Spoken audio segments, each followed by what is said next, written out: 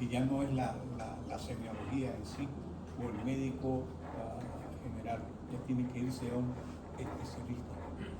Eso sucede más o menos en el 20% de los casos, que tiene que ir a algo más. La gran mayoría de las veces tenemos nosotros el síndrome y necesitamos, para corroborar esa suposición y hacerlo que sea enfermedad, hacer una radiografía, un análisis químico, sangre y alguna otra cosita más.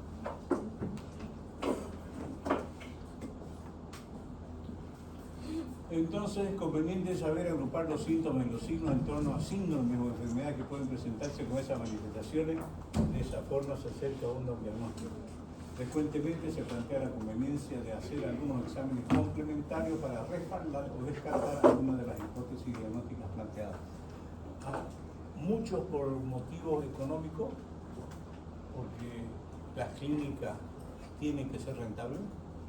Llega un paciente y tienen una lista de análisis que se le tiene que hacer sí o sí, un paquete.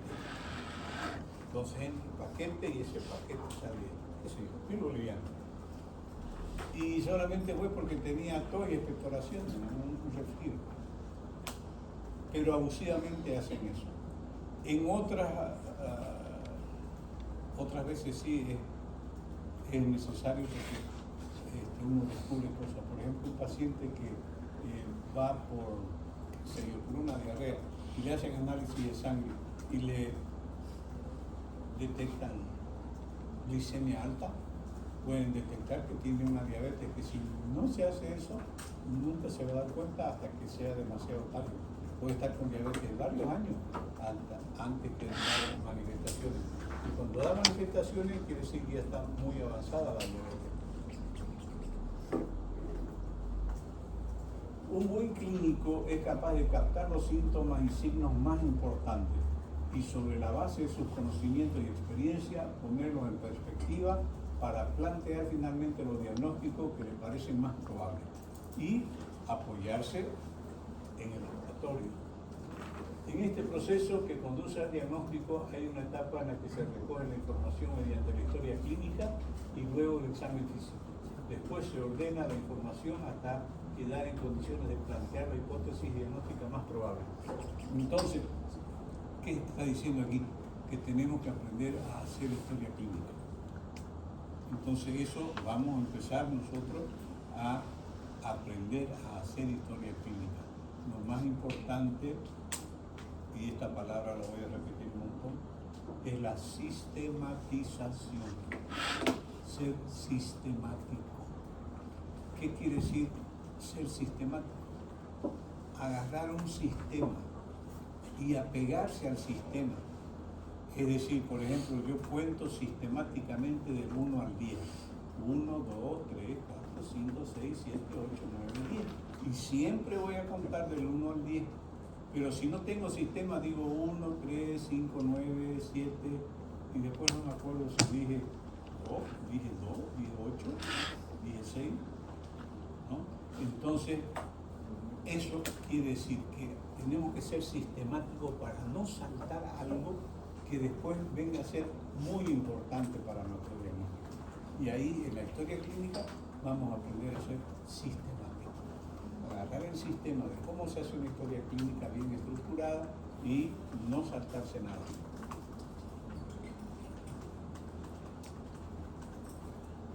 Ya dijimos que la parte corta del diagnóstico médico es conocer quién produce la enfermedad.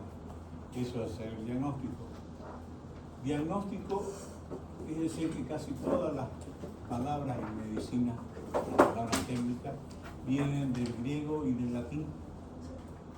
Casi todo del griego y del latín. Sea en inglés, en portugués, en francés, en español o en cualquier otro idioma. Todas derivan del griego y del latín. Por eso se trata de que el idioma técnico médico sea universal. Y cuando yo digo, qué sé yo, poiquilotermia, me entiendan todos los médicos del mundo, porque tiene un origen. Y cambiará algo en inglés, cambiará algo en portugués, pero van a tener la misma raíz griega o latina. Entonces el diagnóstico viene del griego diagnósticos, que significa día a través, y gnosis, conocimiento o apto para conocer. Alude en general al análisis que se realiza para determinar cualquier situación y cuáles son las tendencias. Esta determinación se realiza sobre la base de datos y hechos recogidos y ordenados sistemáticamente. Eso está hablando de la historia clínica, ¿no? Esa es la base de datos, hechos por nosotros, recogidos por nosotros y ordenados sistemáticamente en la historia clínica que nosotros tenemos que manejar, y a través de ese ordenamiento poder juzgar mejor lo que está pasando. Diagnóstico es ponerle el nombre a la enfermedad. Diagnóstico médico, también le llaman propedéutica clínica. Ya saben que la semiología también se llama propedéutica médica. Propedéutica quiere decir preparación para. Entonces la semiología es una preparación para hacer clínica. Esa es la semiología, o propedéutica médica. Prepararlos para el año que viene, los que consigan pasar la materia, el año que viene van a estar en, ¿cómo se llama la materia? Clínica, ¿no? Clínica. Entonces, en clínica ya, sobre la base de la semiología, aprenden a hacer diagnóstico clínico, diagnóstico médico, ya no diagnóstico sindromático. Ya no vamos a hablar de síndrome, ya vamos a hablar de enfermedades. ¿Por qué? Porque vamos a conocer quién lo causa, cómo lo causa. Y aquí algo muy importante que se presenta todos los días, hacer un diagnóstico diferencial. Y el diagnóstico diferencial es el procedimiento por el cual se identifica una determinada enfermedad, entidad nosológica, síndrome o cualquier condición, salud, enfermedad, mediante la exclusión de otras posibles causas que presentan un cuadro clínico semejante al que el paciente padece. Le estaba hablando del COVID y la influenza. Tienen el mismo cuadro clínico. A veces imposible de diferenciarlo, a no ser que sea por un estudio de laboratorio inmunológico, donde ahí se ve qué tipo de virus hay. ¿Hay virus de COVID o hay virus de influenza? Entonces, algunas veces el diagnóstico diferencial es muy difícil. Diagnóstico por imagen es el conjunto de técnicas y procesos usados para crear imágenes del cuerpo humano o parte de él con propósitos clínicos, procedimientos médicos que buscan revelar, diagnosticar o examinar enfermedades, o para la ciencia médica, incluyendo el estudio de la anatomía normal y la función.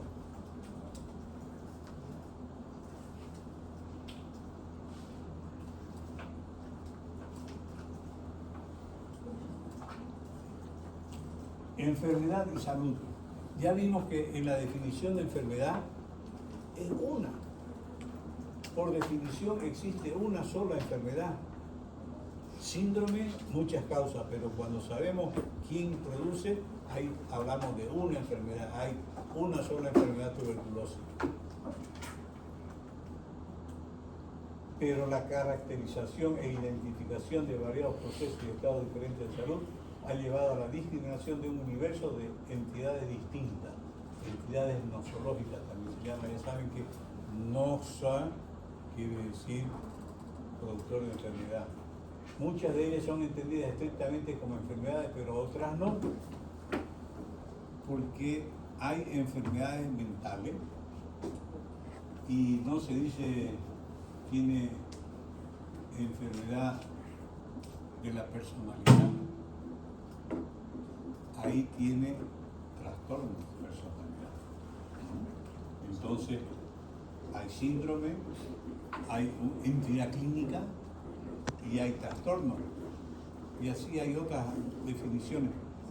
Para mí eso más que todo son problemas de semántica, es decir, del significado de la palabra.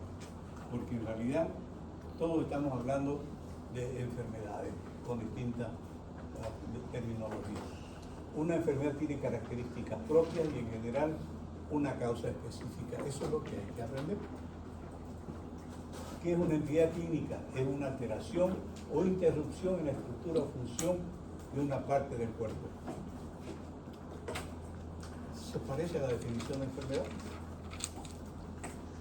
Puede tener síntomas y signos característicos y su etiología patogénica y pronóstica pueden ser conocidos o no. Esa es la diferencia con una enfermedad. Una enfermedad es conocida. En el ámbito de la salud, una clínica es un centro de atención médica donde se realizan diagnósticos, tratamientos y estudios de enfermedades. O sea, tenemos varias clínicas, ¿no? Generalmente cuando hablamos de clínica es algo privado. Trastorno. La palabra trastorno proviene del prefijo tras y del verbo latino tornare, que significa dar vuelta. En el ámbito médico, un trastorno es una alteración o anomalía en el funcionamiento del cuerpo o la mente, pero generalmente se lo reserva para problemas mentales, trastornos de personalidad, trastorno obsesivo-compulsivo, trastorno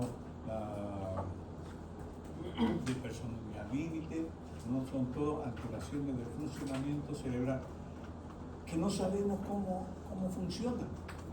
Y ahí está, no podemos llamarlo enfermedad porque no sabemos su causa. Es un trastorno.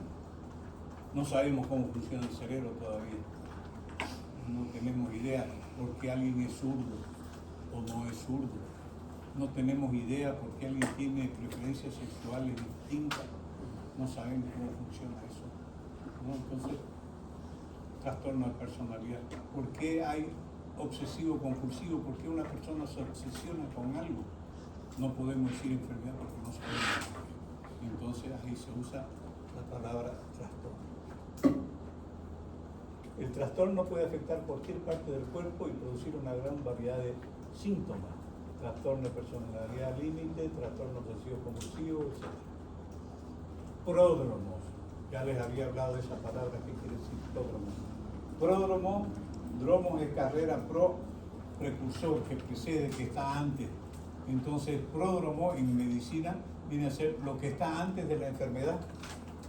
Como les hablaba de la mamá que lleva a su hijito, no está enfermo el niño, pero ella lo ve diferente.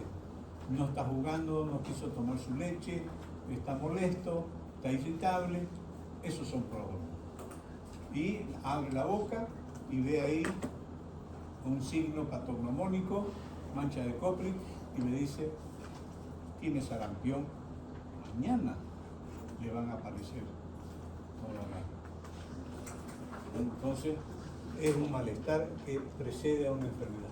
Se refiere al conjunto de signos y síntomas que frecuentemente preceden a la instalación de una enfermedad.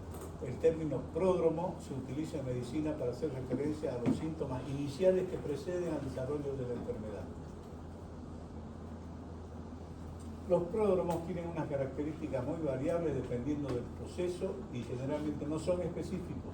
En las enfermedades infecciosas suelen consistir en sensación de malestar general, ligera elevación de la temperatura, que muchos llaman febrícula. Febrícula se llama cuando la temperatura no llega hasta 38, sino se queda en 37,9, febrícula. Normal es hasta 37,5. De 37,5 a 37,9, febrícula. Generalmente son patologías virales las que producen la febrícula. Las bacterias producen fiebre alta, 39, 40 grados.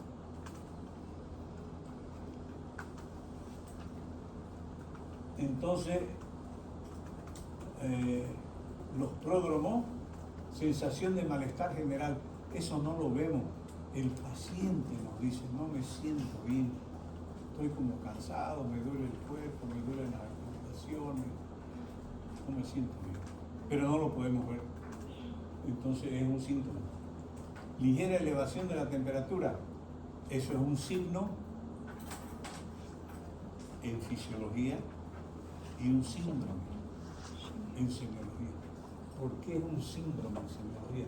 Porque el síndrome es un conjunto de síntomas y de signos. Síntomas en la fiebre, dolor de cabeza, malestar general, mialgia, que quiere decir dolor de los músculos. Entonces hay muchas cosas. Síntomas. Y signo, la temperatura elevada. Cuando se eleva la temperatura, aumenta la frecuencia cardíaca. Por cada grado de temperatura, la frecuencia cardíaca aumenta de 10 a 15 latidos. Aumenta la frecuencia respiratoria. Y esos son signos. Entonces, la fiebre tiene síntomas y tiene signos. Por eso en semiología se habla de síndrome febril, que es un tema muy importante que vamos a ver en algún momento de aquí a poco. Sarampión. Los pródromos del sarampión son marcados por fiebre, rinorrea y conjuntivitis. Por ejemplo, eso es característico también del sarampión, aparte que le aparece la mancha de coco, tienen conjuntivitis, están con los ojos rojos, lagrimosos, hinchados, conjuntivitis. Y como está lloroso, está con rinorrea, es decir, está chorreando la nariz todo el tiempo. Sarampión. Herpes simple. El herpes simple, no sé si habrán tenido herpes o habrán visto, generalmente aparece en el labio superior, inferior, y empieza con un marcado hormigueo, una picazón con dolor, duele al tocarse, y aparecen sensaciones raras en esa zona hasta que aparece la vesícula, y ahí recién podemos decirle en un herpes. Pronóstico. Aquí hay una palabra importante para mí, que ahorita se lo voy a decir.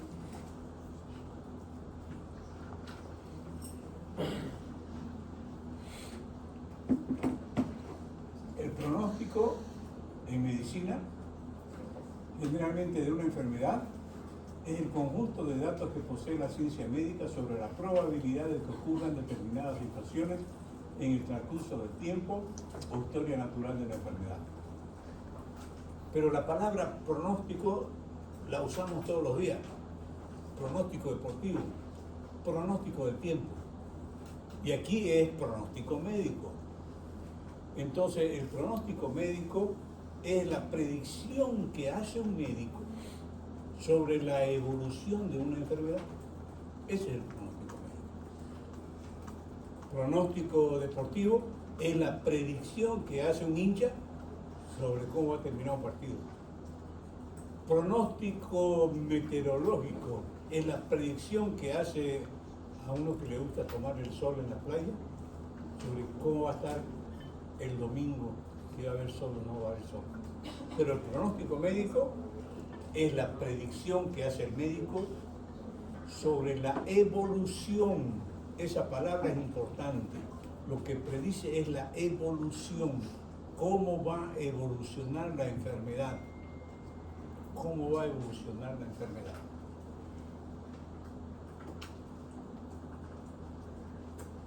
Dicho de otra manera, es la predicción de los sucesos que ocurrirán en el desarrollo de una enfermedad en términos estadísticos. Pronóstico médico es la predicción que hace el médico de la evolución que va a tener la enfermedad basándose en las condiciones biológicas del paciente. ¿Cómo hace un médico para predecir? Tiene que ver la edad del paciente, estado de nutrición, estado inmunitario, estado previo a la enfermedad, como estaba antes de enfermarse, y en la evolución habitual de la enfermedad en condiciones similares. Y en las estadísticas, por ejemplo, llega un paciente, 80 años llevado por su familia, diagnóstico neumonía, y le pregunta la nieta, ¿cómo va a estar mi abuelito? Y el médico tiene que hacer un pronóstico médico. Y las estadísticas dicen que un 80-90% de las neumonías en pacientes de la tercera edad, mayores de 80 años, se mueren. Entonces va a tener que decir que no es un pronóstico vital favorable. Hay otro nombre para decirlo. Pero al mismo tiempo llega el nieto del abuelito de 15 años con el mismo bicho y también tiene su neumonía. Y mi nieto, no, su nieto de aquí 10 días va a estar jugando fútbol. Pero ¿por qué si es la misma enfermedad? Por las condiciones biológicas del paciente. Edad, estado de nutrición, estado de inmunidad. Una persona joven tiene mucha inmunidad, una persona muy anciana tiene ya muy poca inmunidad. Y los cirujanos dicen, le queda poca tela, ya no da para hacer doble S ni nada, ya no hay tela. Hay varios tipos de pronóstico. Pronóstico vital es la predicción de la sobrevida o fallecimiento del paciente a causa de la enfermedad o lesión que lo aqueja. Ejemplo, un paciente que sufre un infarto agudo del miocardio llega a la emergencia y la pregunta de la esposa ya se halla viuda: ¿va a morir o va a sobrevivir? Entonces ese es el pronóstico vital, simplemente decir ¿va a vivir o va a morir? Y es un pronóstico que el médico bajo todas circunstancias tiene que evitar, porque decir que va a morir y después no se muere, o que va a vivir y después se muere, queda uno muy mal como médico. Aunque es mejor decir se va a morir y que no se muera, que no se va a morir y que se muera. Hicimos todo por salvarlo y mire cómo está, chalinda. Pronóstico funcional. Esto es importante, este pronóstico funcional, sobre todo en los deportes. Un futbolista se rompe una pierna. ¿Cómo va a quedar esa pierna? ¿Va a poder seguir jugando fútbol? ¿Podrá meter goles? Es la predicción del estado funcional que va a tener el sistema u órgano afectado después de la curación de la enfermedad. También puede ser un niño con meningitis. Las meninges se inflaman, producen meningitis. La meningitis afecta la materia gris, afecta el cerebro. Y la mamá pregunta, ¿cómo va a quedar mi hijo? ¿Va a quedar OPA? Es una gran preocupación. ¿Va a quedar OPA? Mi hijo va a quedar con disminución de su capacidad intelectual. Ese es el pronóstico funcional. Pronóstico ominoso. Eso pregunto yo, pronóstico ominoso. ¿Qué es un pronóstico ominoso? Es que el paciente va a morir en pocos minutos u horas sin importar lo que se haga. Está con un muy mal pronóstico. A veces le dicen, está desahuciado. ¿Han escuchado esa palabra? Está desahuciado. Quiere decir que se va a morir, que el médico ya ha dicho que no va a vivir. Está desahuciado. Se llama pronóstico ominoso. Por ejemplo, un paciente con politraumatismo, con pérdida de masa encefálica, aplastamiento de tórax con neumotórax, estallido de hígado y vaso, llega vivo, hasta habla, pero no va a poder sobrevivir por eso. Entonces, está con pronóstico ominoso, está desahuciado. Pronóstico reservado, este es el que más me gusta a mí. ¿Por qué? Porque escucho yo en la tele, a veces está escrito en la prensa, y que en vez de decir pronóstico reservado, dicen el criminal está con diagnóstico reservado. En vez de decir pronóstico, dicen diagnóstico reservado. Y ustedes ya entienden la diferencia. El diagnóstico es el nombre de la enfermedad, eso no puede ser reservado. El pronóstico es reservado. ¿Y por qué es reservado? Porque el paciente tiene una o más funciones vitales en falla real o en falla potencial. y puede morir por el estado de gravedad inicial o por las complicaciones potenciales probables.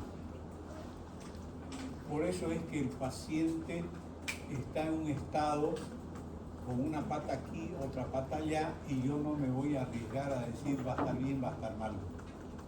Para ello se ha inventado esto de pronóstico reservado. Está con pronóstico reservado. Un infartado puede estar con pronóstico reservado, está en terapia intensiva, está con un infarto masivo. Pero yo no sé cómo está su hígado, cómo está su riñón, cómo está su cerebro.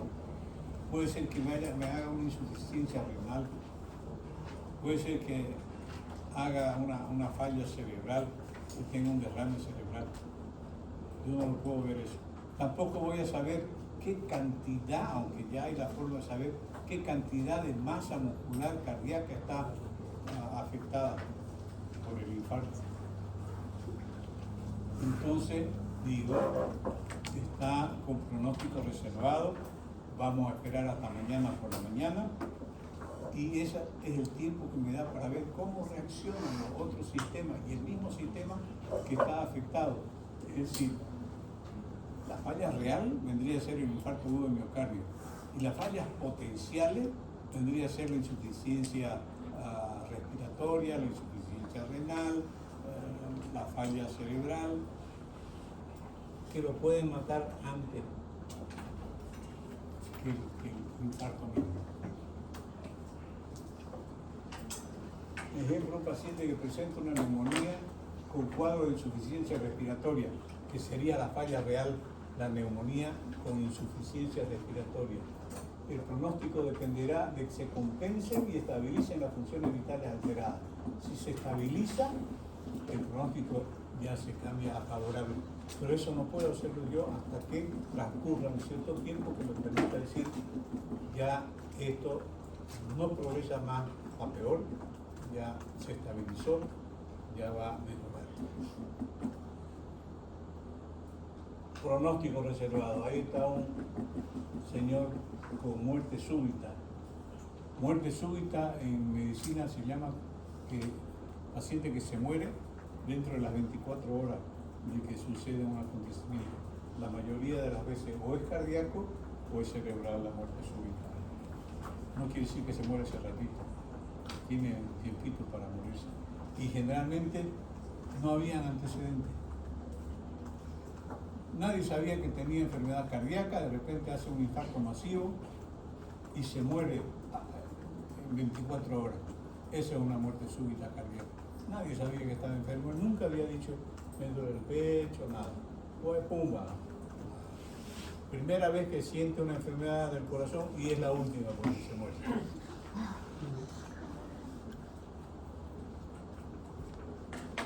Ejemplo de falla potencial, paciente con infarto agudo de miocardio sin complicaciones hasta ese momento. El pronóstico se mantendrá reservado hasta que haya pasado el periodo crítico, en el cual todavía se pueden presentar las complicaciones más graves. Por eso se da un espacio de tiempo para saber qué afectó el infarto, cuánta parte del miocardio está dañado. Pronóstico vital favorable.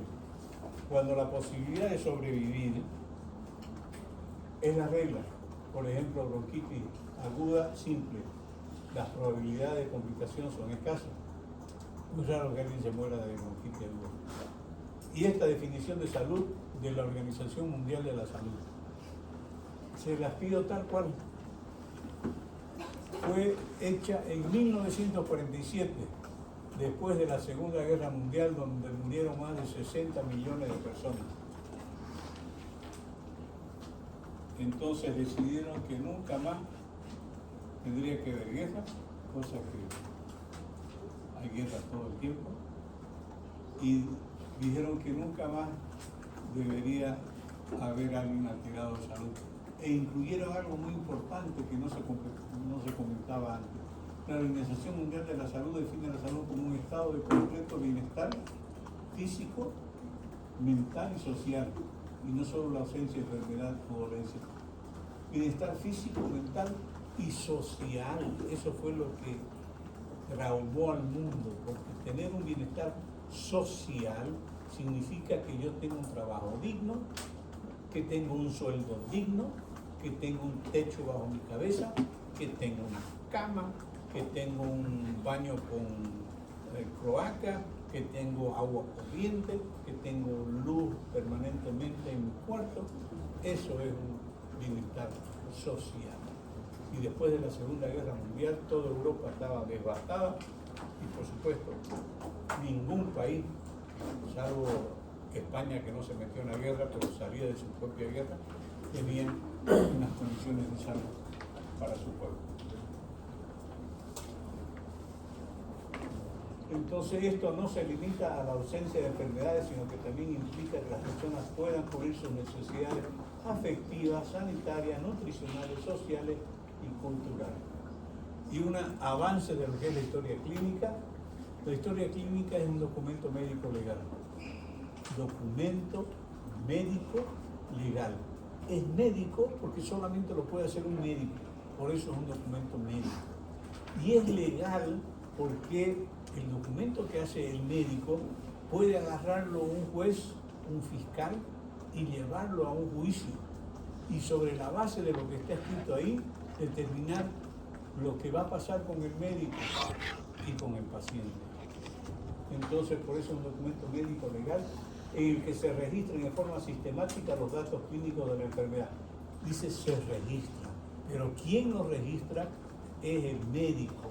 Y el médico al final de cada registro tiene que poner su firma, la fecha y su sello.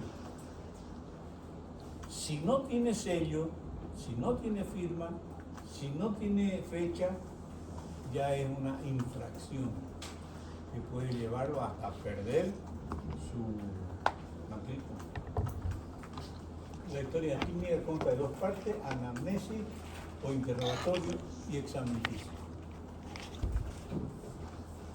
Y vamos a ver. Ahí tienen 36 libros de semiología